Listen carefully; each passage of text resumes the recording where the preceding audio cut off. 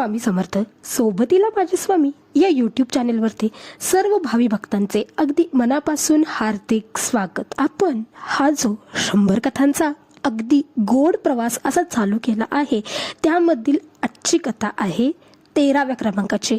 चला तर मग आजच्या या सुंदर अशा कथेला आपण प्रारंभ करू। ही कथा आहे प्रदीप नावाच्या एका मोठ्या भक्ताची।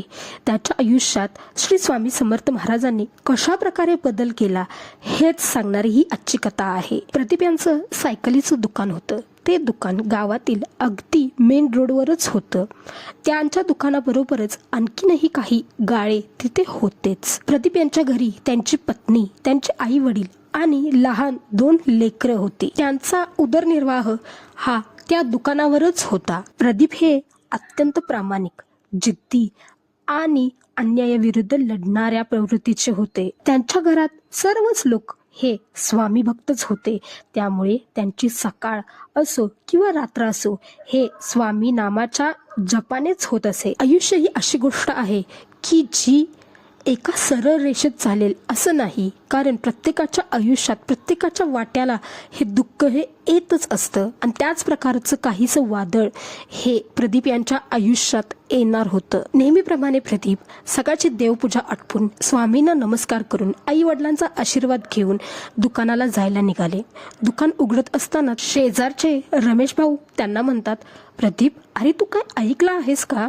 या जागेवर आता मोठा प्रोजेक्ट उभा राहणार आहे। प्रदीप यांनी त्यांना हसत उत्तर दिले, अरे अफवा असतील त्या, ही आपली जागा आहे आणि ती आपलीच राहणार। पण जसे दिवस जाऊ लागले तसं तसं जे रमेश सांगत होता ते खरं होईल असं सगळ्यांना वाटू लागलं, कारण त्या भागात जे मिनिस्टर होते त्यांनीच या कारवाया करायला सांगितल्या होत्या, कारण त्या ठिकाणी त्यांना एक मोठा प्रोजेक्ट उभा करायचा होता। प्रदीप यांनी त्यांच्या भागातील जवळजवळ 35 ते 40 गाळे धारकांना बोलावून एक मीटिंग ठेवली आणि त्या मीटिंगमध्ये तिथले जे कोणी मिनिस्टर होते त्यांना जाऊन भेटायचं असं त्यांनी ठरवलं।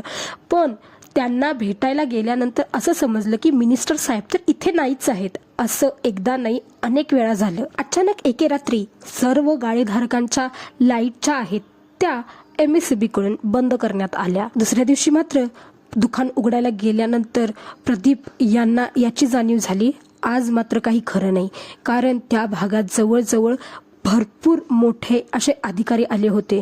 मोठा फौजपाटा आला होता, त्याचबरोबर महसूल विभागाचे सर्व अधिकारी सुद्धा तेथे आले होते। सर्व गाळेधारक मंडळींनी त्या उच्च शिक्षित सर्व अधिकाऱ्यांना हे पटवून देण्याचा प्रयत्न केला की कशा प्रकारे कायद्याच्या विरोधात जाऊन हे सर्व गाळे जे आहेत ते पाडण्यात येत आहेत। पण त्यामधील कुठल्याही अधिकाऱ्यांनी त्या लोकांचं काहीच ऐकलं नाही आणि त्या दिवशीच तिथले जे गाळे होते ते सर्व जमीनदोस्त करण्यात आले। ते जमीनदोस्त झालेले गाळे पाहून सर्वांचेच डोळे पाणावले होते। आता पुढे काय करायचं हा प्रश्न मात्र होताच। दुकान बंद झाल्यामुळे घरातील परिस्थिती ही पूर्णपणे बदलून गेली। घरात खाण्यासाठी अन्न नव्हते, त्याचबरोबर कर्जाचे हप्ते भरायला सुद्धा पैसे नव्हते। घरात ताण हा वाढतच होता। एके रात्री प्रदीप हा घरातील एका कोपऱ्यात बसला होता। हातामध्ये स्वामी समर्थांचा फोटो होता आणि डोळ्यामध्ये अश्रू होते। स्वामी, मी कुणाचंही वाईट केलेले नाही, पण माझ्यावरच ही वेळ का? त्या रात्री प्रदीप यांना एक विलक्षण असं स्वप्न पडतं।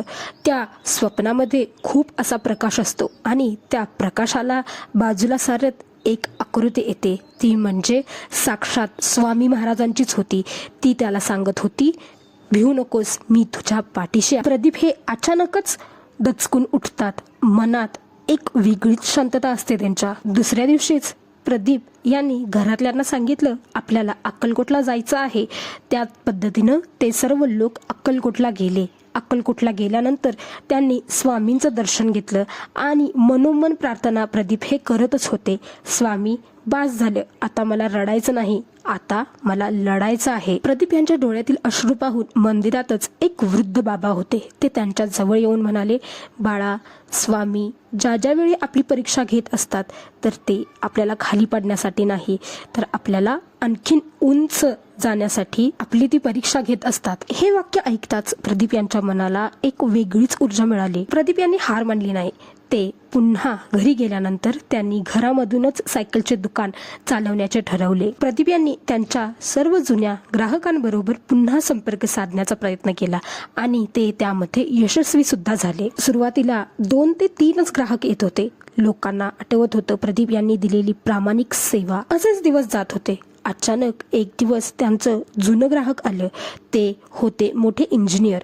त्यांनी प्रदीप यांना सांगितलं, ए बाबा प्रदीप, जरा ऐक, हे तुझ्या फायद्याचंच आहे. आमच्या कंपनीच्या गोडाऊन जवळ एक जागा आहे. जागा अगदी मेन रोडवर आहे आणि सुरक्षित सुद्धा आहे. तुला हवी असेल तर मी माझ्या साहेबांशी बोलून घेईन. नक्की तुझा काय विचार होईल तो मला सांग. हे ऐकताच प्रदीप यांच्या डोळ्यात एक वेगळाच प्रकाश आला.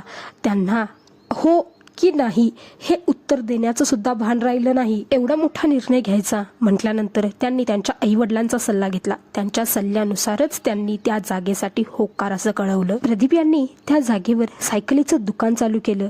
त्याचबरोबर त्यांनी स्वामींची एका छोट्या मूर्तीची प्रतिष्ठापना सुद्धा तिथे केली होती. ज्या दिवशी दुकानाचं उद्घाटन झालं त्या दिवशी त्यांनी मोफतमध्ये सायकल रिपेरी करून देण्याचं ठरवलं होतं आणि त्या पद्धतीने त्यांनी केलं सुद्धा. प्रदीप हे खूपच प्रामाणिक होते.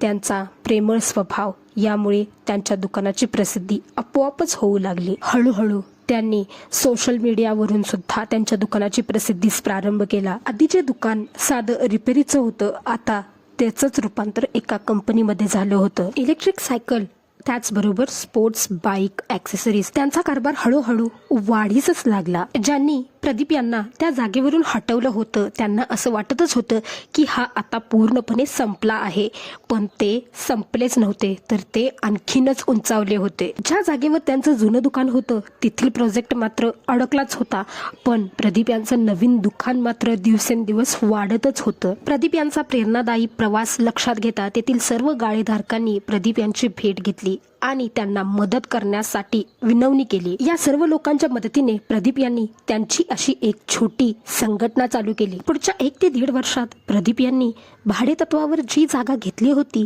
तीच जागा आता आपल्या नावावर करून घेतली होती. त्या जागेवर त्यांनी स्वतःचं सायकलचं शोरूम चालू केलं होतं.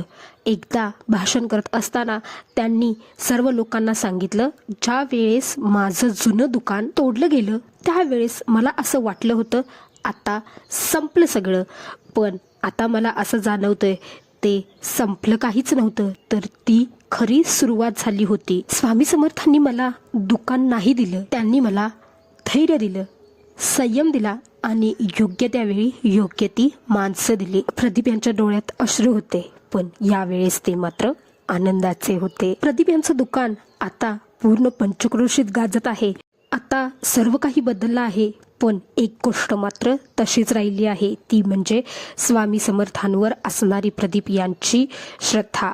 त्याचबरोबर रोज सकाळी उठल्यानंतर स्वामी नामांचा जप करणे.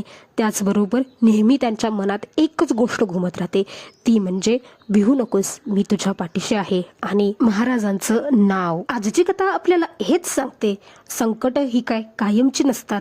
जरी आपल्यावर अन्याय झाला तर त्याचा राग न करता आपण संयमाने त्याला उत्तर दिलं पाहिजे. हेच आजची कथा आपल्याला सांगते. आजची कथा आवडल्यास नक्की कथेला लाईक करा, शेअर करा आणि माझ्या चॅनलला सबस्क्राईब करा, जेणेकरून अशा पद्धतीच्या खऱ्या आयुष्यातील स्वामींच्या कथा तुम्हाला ऐकता येतील. त्याचबरोबर कमेंटमध्ये श्री स्वामी समर्थ नामाचा जयघोष करण्यात अजिबात विसरू नका. धन्यवाद.